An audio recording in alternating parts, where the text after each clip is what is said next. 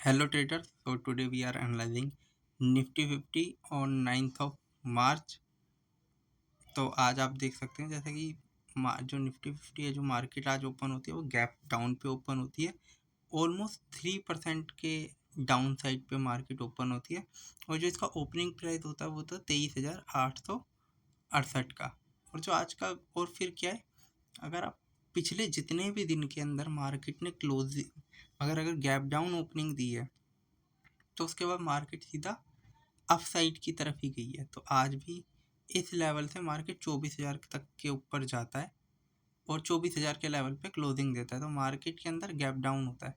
तो ये तो पूरा निफ्टी 50 का हाल था आज के दिन का। ठीक है, गैप डाउन ओपनिंग हो रही है और 3% के बाद अगर 200 पॉइंट की अगर रिकवरी भी आ गई तो कोई रिकवरी नहीं है, मार्केट ऑलमोस्ट डाउन ही थी। ठीक है, अब इसको ना डेली टाइम फ्रेम पे समझने की कोशिश करते हैं मार्केट चल कैसी रही है। ठीक है, और आज है ना क्या करते हैं, ये पुरानी जितनी भी ड्राइंग है ना इसको पहले क्लियर करते हैं और करेंगे थोड़ी सी मैपिंग। तो मार्केट को अगर आप देखें तो जैसे मैं ये देखूँ तो आज के लेवल तक 8.5% डाउन हो चुकी है। और मैंने आपको पिछले वीडियोस में भी बोला होगा कि जो मार्केट वॉर जैसी सिचुएशन के अंदर 8% के आसपास ही करेक्ट होती है, तो वो 8.5% हो गई है। यहाँ से रिकवरी ही आनी है। और मैंने मार्केट के अंदर एक और चीज़ देखी, जिस दिन सबसे ज़्यादा गिरावट हो जाती है उसके बाद ही सबसे बड़ी रैली आने लग जाती है। जैसे कि अगर आप कोविड के टाइम पे देखेंगे तो एक ही दिन 10% डाउन आने के बाद फिर वहीं से रिकवरी आई थी। तो आज भी 3% सबसे बड़ी गिरावट आज के दिन ही आई है।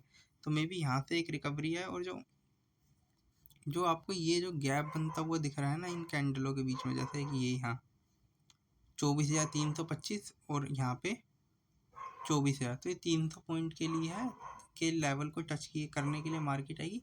अब ना यहाँ पे हम थोड़ा मार्केट को समझने की कोशिश करते हैं और आपको एक और चीज़ समझाने की कोशिश करता हूँ। जो मार्केट होती है ना वो सेम डायरेक्शन के अंदर मूव नहीं करेगा। अगर उसको ऊपर जाना है ना तो सबसे पहले वो बहुत ज़्यादा नीचे आएगा और फिर ऊपर लेके जाएगा। ठीक है, तो अगर मैं इसकी स्ट्रक्चर करूँ, मार्केट यहाँ से रैली दे रहा था मई से, फिर डाउन आया, फिर अब कुछ इस तरीके से ऊपर गया, फिर लगातार गिरावट और अब फिर ये गिरावट। तो अगर आप देखें तो जो मार्केट के अंदर अभी ये जो 23,500 का लेवल है ना, ये मेरे को थोड़ा इम्पोर्टेंट देखने को मिल रहा है। मे बी इस लेवल के बाद एक देखते हैं अगर ये टच होता है या नहीं होता है। और मुझे तो उम्मीद है कि यहीं से थोड़ी सी रिकवरी आनी चाहिए मे बी। और जैसे मैंने आपको अपने वीकली एनालिसिस में भी बोला था कि जो मार्केट है 24,000 से लेकर 25,000 के लेवल में इस वीक के अंदर मूव करेगा। तो वही है, 24,000 को आज सस्टेन कर गया है। मे बी कल इसको ऊपर की तरफ जाने की कोशिश करें। मार्केट के अंदर लोग आपको अभी भी बेयरिश दिखेंगे, बट मैं थोड़ा सा बुलिश हूँ। क्यों? क्योंकि एक रैशनल पॉइंट ऑफ व्यू रखना चाहिए। मार्केट थोड़ा यहाँ से ऊपर की तरफ जाएगा। ठीक है, और इस टाइम जो मार्केट के अंदर स्टॉक है ना 10-10%, 5-5%, 8-8% डाउन है। बट मैं आप लोगों से वो स्टॉक डिस्कस करूँगा जो स्ट्रॉन्ग है। तो जिसके अंदर सबसे पहला है आर सिस्टम। ये आर सिस्टम इंटरनेशनल का स्टॉक है। अगर आप इस स्टॉक को देखेंगे तो ये स्टॉक ऑलमोस्ट इसका जो हाई होगा वो 560 के लेवल पे था, जो कि आज ये 300 के आसपास चल रहा है। ठीक है, तो अगर आप इस स्टॉक को देखेंगे तो इस स्टॉक में भी एक रैली आई है और अच्छे वॉल्यूम के साथ आई है। 47 मिलियन शेयर्स की बाइंग एंड सेलिंग है। ठीक है, स्टॉक 15% अप था और स्टॉक 261 के लेवल से 310 तक के हाई के लिए गया था और 298 पे क्लोज हुआ है। तो इस स्टॉक को आपको रडार पे रखने की ज़रूरत है। ठीक है, आर सिस्टम इंटरनेशनल। तो स्टॉक अपने अच्छे वैल्यूएशन पे नज़र आ रहा है मुझे, तो आप इस स्टॉक को एक बार देख सकते हैं। तो काफ़ी डाउन साइड से फिर से एक बार अप साइड के लिए जाने की कोशिश कर रहा है, वॉल्यूम अच्छा है। ठीक है, इसके बाद जो नेक्स्ट स्टॉक मैं आप लोगों से डिस्कस करूँगा ना वो है ऑक्यूपाइड।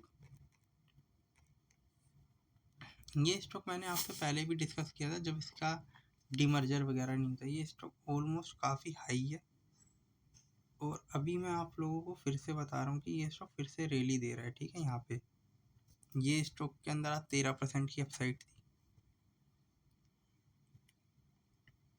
थी। स्टॉक 81.90 के लो से 93.20 के हाई तक गया था और जो वॉल्यूम था वो 81 मिलियन शेयर्स का था। तो इस स्टॉक को भी आपको 1000 पे रखना चाहिए। बट हाँ, यहाँ पे एक चीज़ ध्यान रखने वाली चीज़ ये है कि ये स्टॉक है ना, इस लेवल पे जाके 100-104 के बाद फिर से गिरने की कोशिश कर सकता है। तो इस स्टॉक को यहाँ पे ध्यान में रखिएगा, ठीक है। मे बी इस स्टॉक में कल भी गिरावट आ सकती है, क्योंकि जो एक और कैंडल यहाँ पे जो दिख रही है ना, ये मैं आपको बताता हूँ। यहाँ 95 रुपये के आसपास फिर से एक गिरावट आ सकती है। बट हाँ, वॉल्यूम के हिसाब से देखें तो इसको ऊपर जाके यहाँ से फिर से गिरावट आएगी। तो इस स्टॉक को भी आपको 1000 पे रखिए कि हाँ, यहाँ से 100 तक तो जा सकता है, फिर एक गिरावट की उम्मीद है। क्योंकि पीछे पास्ट में देखेंगे तो ये स्टॉक अच्छी रैली दी है। 20 रुपये का स्टॉक, मतलब ये 2020 के अंदर यहाँ पे 20-30 रुपये का था, 100 रुपये तक चला गया। तो इस स्टॉक को भी आपको 1000 पे रखना चाहिए। इसके अलावा है दी डेवलपमेंट इंजीनियर लिमिटेड। ये स्टॉक को भी अगर आप देखेंगे तो मैं स्टॉक थोड़े दिन पहले भी आप लोगों से डिस्कस कर रहा था। फिर स्टॉक के अंदर एक गिरावट है और आज ये फिर स्टॉक यहाँ से एक अपसाइड के लिए जा रहा है, ठीक है। तो इस स्टॉक को भी आपको 1000 पे रखना चाहिए। ये स्टॉक आज भी 7% अप था। स्टॉक अपने 261 के लो से 360 तक के हाई पे गया था और जो क्लोजिंग दिया है वो 299 पे दी है। 300 के आसपास उसने दी है क्लोजिंग, और जो वॉल्यूम है वो भी 7 मिलियन का था। तो मे बी ये स्टॉक के अंदर अगर मैं सीरियसली बताऊं तो जो इसने अपनी ट्रेंड लाइन को ब्रेकआउट करा है ना, तो ये स्टॉक है ना अपने यहाँ तक आना चाहिए, 327, 328, क्योंकि ये यहाँ पे ही रेजिस्टेंस फेस करेगा और ये यहीं पे ही करना चाहिए। रेजिस्टेंस जो है इसका नेक्स्ट यहाँ पे कहीं होना चाहिए। तो इस स्टॉक को भी आपको 1000 पे रखना चाहिए। नेक्स्ट जो स्टॉक मैं आप लोगों से डिस्कस करूँगा उसका नाम है Jindal. Jindal poly investment and finance में भी ये स्टॉक मैंने आप लोगों से पहले भी किसी कैंडल पर डिस्कस किया हो, वो भी मैं देखता हूँ। बट इस स्टॉक को अगर आप देखेंगे तो एक अच्छे वॉल्यूम 2.5 मिलियन शेयर्स के साथ स्टॉक 20% की अपसाइड पे क्लोज हुआ है, ठीक है। अगर आप स्टॉक को देखें 20% अप है ऑलमोस्ट। स्टॉक 1024 से 1322 तक पे गया था और 1315 के हाई लेवल पे, अपने हाई लेवल पे क्लोजिंग दी है। तो इस स्टॉक को भी आपको 1000 पे रखना चाहिए और इसका सपोर्ट और रेजिस्टेंस देखने की कोशिश करते हैं इस स्टॉक में क्या हमें कहीं पे क्वालिटी कुछ दिखती है। तो अगर आप ये स्टॉक देखें तो पहले भी इस लेवल तक आया था और फिर डाउन हो गया और फिर वहीं से इसने आज रिकवरी दिखाई है। तो मे बी ये स्टॉक को यहाँ से और अच्छी रैली दिखाए, क्योंकि अगर आप स्टॉक को देखें तो स्टॉक का जो ट्रेंड है वो अपसाइड का ही है। अगर आप यहाँ से देखें तो स्टॉक एक अपसाइड में ही है और कुछ इस चैनल के अंदर ट्रेड कर रहा है। तो इस स्टॉक को आपको 1000 पे रखना चाहिए।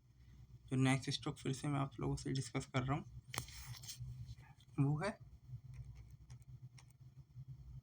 Jindal drilling and industry. ये स्टॉक को भी आप मैं देखूँ तो ये पाइपिंग वाले में काफ़ी अच्छी रैली आ रही है। तो अगर आप इस स्टॉक को भी आप देखें तो 600 के लेवल थे, फिर से इसमें गिरावट आई, 600 तक गया था बट सस्टेन नहीं कर पा रहा 600 के लेवल को।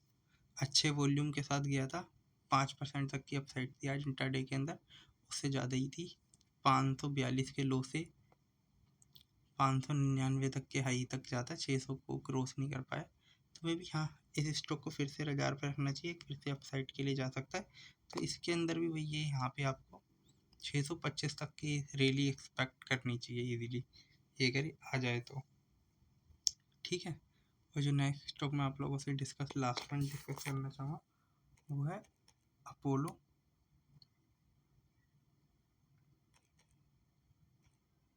Apollo pipe. अभी अपोलो पाइप को भी देखेंगे तो इसके अंदर भी एक अच्छा वॉल्यूम देखने को मिल रहा है। 17 मिलियन शेयर्स की बाइंग एंड सेलिंग का था। 13% से ज़्यादा की अपसाइड थी। 332 रुपये के लो से 416 के हाई तक गया था और 395 के आसपास क्लोजिंग दी है। तो इस स्टॉक को भी आपको 1000 पे रखना चाहिए, क्योंकि इस स्टॉक में अच्छे वॉल्यूम के साथ बाइंग आई है। और जब भी इस तरीके की बाइंग आती है तो इन स्टॉक को आपको 1000 पे रखना। मे बी यहाँ पे एक रेजिस्टेंस भी फेस कर रहा है, तो बट ये स्टॉक ज़्यादा रेजिस्टेंस फेस नहीं करेगा यहाँ पे। जैसे इसको ब्रेक करेगा फिर से रैली के लिए चला जाएगा और उसमें 500-400 तक के लेवल आसानी से आ सकते हैं। तो गाइस, जो भी स्टॉक मैंने आप लोगों से डिस्कस करे, किसी भी तरीके की बाइंग और सेलिंग रिकमेंडेशन नहीं है, only for study purpose I am discussing with you. तो thank you for watching. Okay, bye.